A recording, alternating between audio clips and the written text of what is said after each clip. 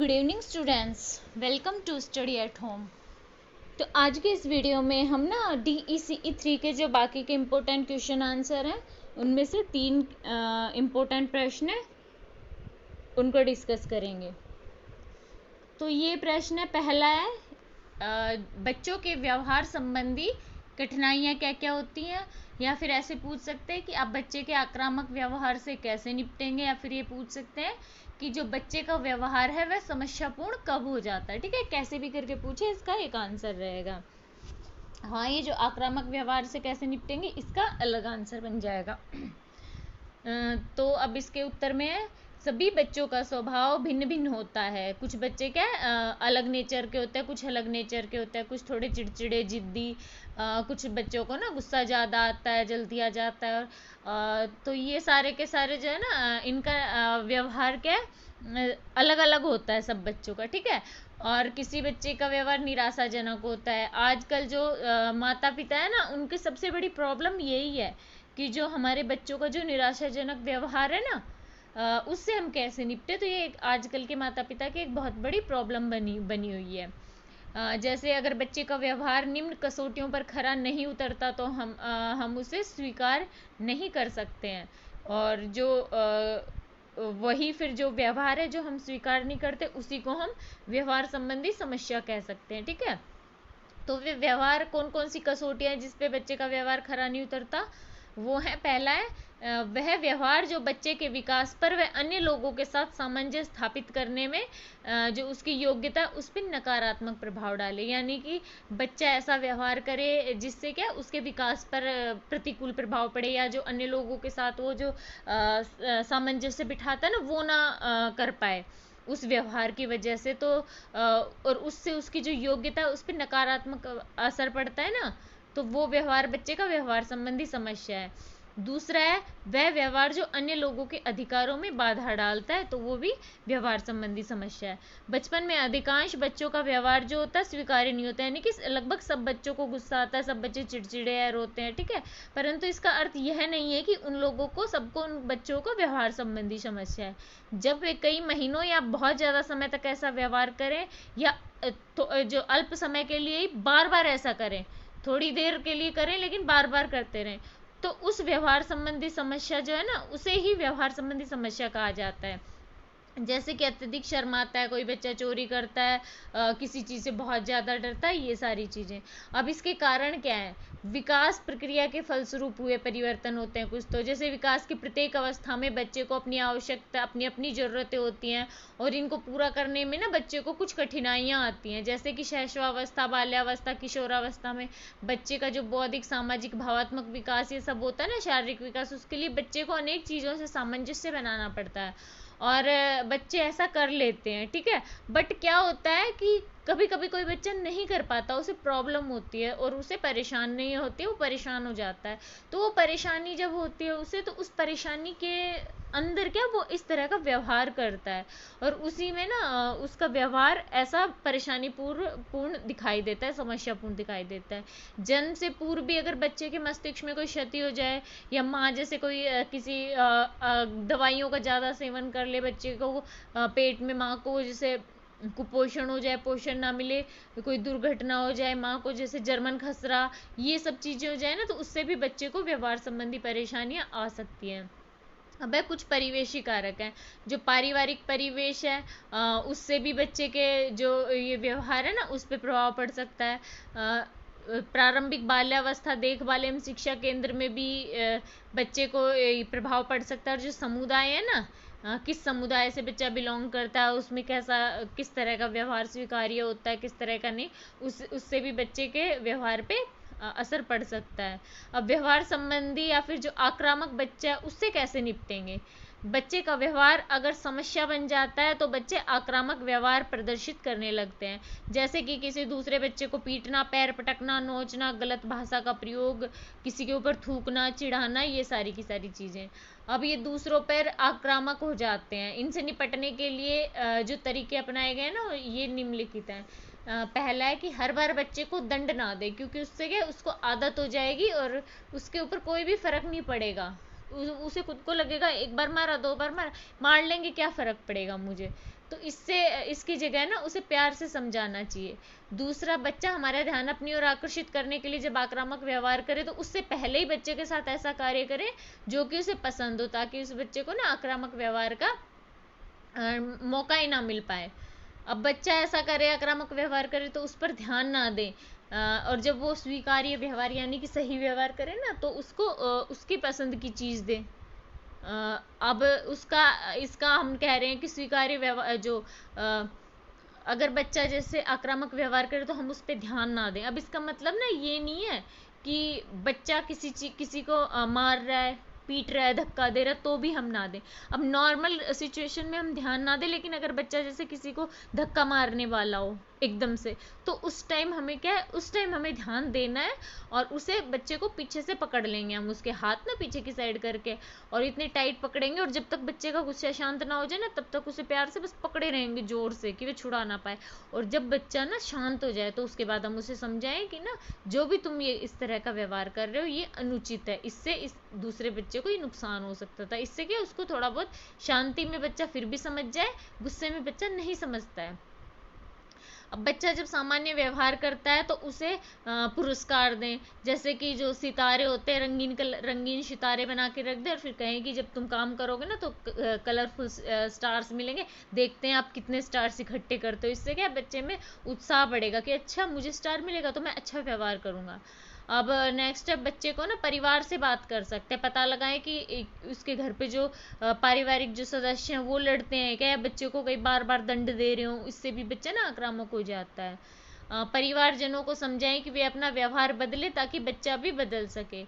बच्चे को कभी भी ना कमरे में बंद ना करें अकेले को, अनुशासन के लिए बच्चे को मारना पीटना सही नहीं है। नेक्स्ट है, बच्चे को अकेले में समझाएं, क्योंकि जब सब बच्चों के सामने उसे डांटेंगे समझाएंगे ना तो बच्चे को शर्म आती है, शर्मिंदा होता है, तो अधिक क्रोध करता है। तो इस तरह से हम आक्रामक बच्चों से निपट पाएंगे। नेक्स्ट है, प्रारंभिक बाल विकास अंतक्षेपों के तर्काधार बताइए। इसका मतलब है जो प्रारंभिक जो बाल्यावस्था जो होती है ना, उसमें जो शिक्षा होती है, शाला पुरुष शिक्षा, वो क्यों जरूरी है। इसका मतलब ये है, प्रारंभिक बाल विकास के द्वारा अंतक्षेपों के तर्काधार निम्न है। पहला है, गरीबी व इसके वजह से होने वाले सामाजिक आर्थिक अभाव बच्चों में प्रारंभिक निर्णायक वर्षों में बच्चों को जो उस टाइम के अभावग्रस्त जीवन जीना पड़ता है इन निर्णायक वर्षों में। तो उससे क्या होता है, ये बच्चे जो होते हैं ना, ये अपनी पूर्ण क्षमता का विकास नहीं कर पाते, और इन परिवारों में जो स्त्रियां हैं उनको भी आजीविका कमाने में समय लग जाता हो जाती हैं, तो बच्चे के पास ज़्यादा ध्यान नहीं दे पाती। तो ऐसे जो बच्चे होते हैं ना, इनकी देखभाल के लिए स्वास्थ्य शिक्षा अंतक्षेप के रूप में ECCE कार्यक्रम चलाए जाएं, यानी कि प्रारंभिक बाल्यावस्था शिक्षा के कार्यक्रम चलाने चाहिए। दूसरा, बच्चा जो होता है वो 6 से 8 वर्ष होता है ना, उस टाइम जब बच्चे की प्रारंभिक बाल्यावस्था होती है, तो इसमें बच्चे का विकास बहुत तेज गति से होता है, और इस समय बच्चे का सामाजिक, संज्ञानात्मक, शारीरिक, भावात्मक सारे विकास बच्चे के तेज गति से होते हैं। अतः इस समय अगर इनको सही प्रशिक्षण, पोषण, उत्प्रेरक व समृद्ध भौतिक मनोवैज्ञानिक परिवेश जो अगर मिल जाए ना, तो बच्चे को अच्छा रहेगा, नहीं तो बच्चे को नुकसान हो सकता है, बच्चे के विकास को, जो बाद में भरपाई भी नहीं हो सकती। इस नुकसान, कितना नुकसान हो सकता है। इसलिए बच्चों को अनुकूल स्थितियां मिलनी चाहिए जो उसे प्रोत्साहित कर सके, क्योंकि क्या इस समय बाद के वर्षों के विकास की नींव रखी जाती है। तीसरा, बच्चों को प्यार व स्नेहपूर्ण देखभाल की जरूरत होती है, क्योंकि ये बच्चों के रूप में ना उनका अधिकार है, ताकि वे अपनी क्षमता को विकसित कर पाएं और इसके उसे अवसर मिले।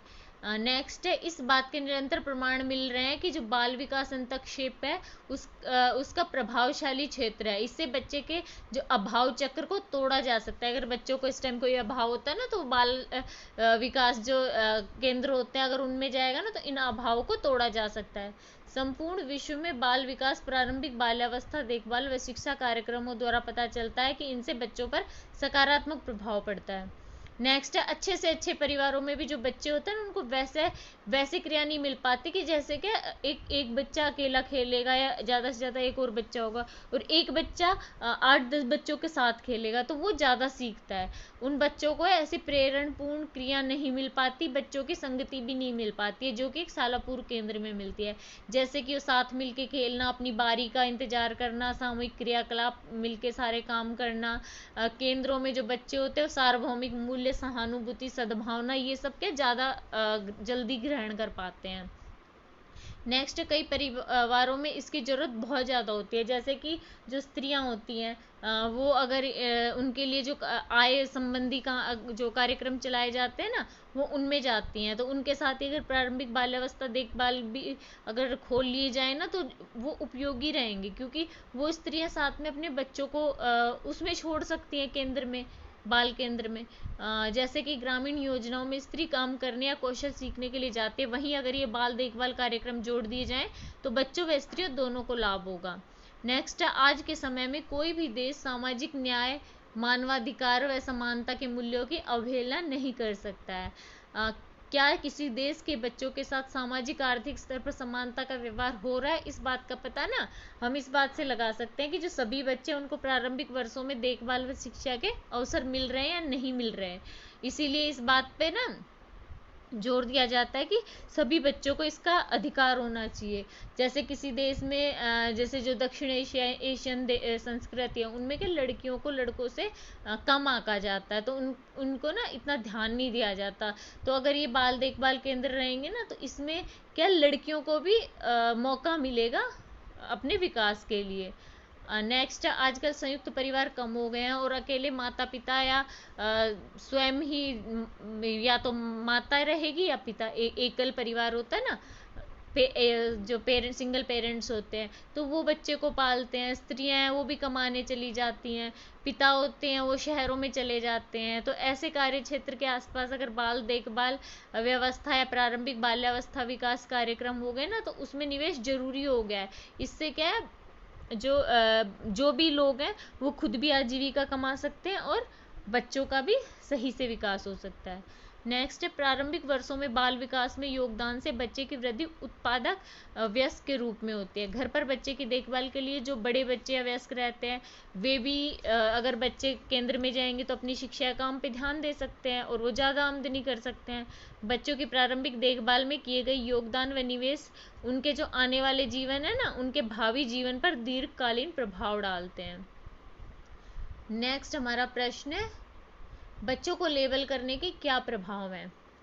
जो विशेष बच्चे होते हैं उनके साथ जो काम करने वाले जो व्यावसायिक होते हैं या चिकित्सक होते हैं, तो वो जैसे कुछ शब्द बोलते हैं, जैसे कि सीखने में अक्षम, संस्तंभ, शारीरिक रूप से विकलांग, स्वलीन, गंभीर रूप से मंदबुद्धि, अल्पतम मस्तिष्क दुष्क्रिया, प्रमस्तिष्क संस्तंभ, अंधता, ये सारे के सारे शब्द बोलते हैं। ठीक है, तो ये सारे शब्द क्या है, एक लेबल है। जैसे नॉर्मल शब्दों में हम किसी को ना आँख से कोई प्रॉब्लम है तो हम उसे क्या बोलते हैं, अंधा।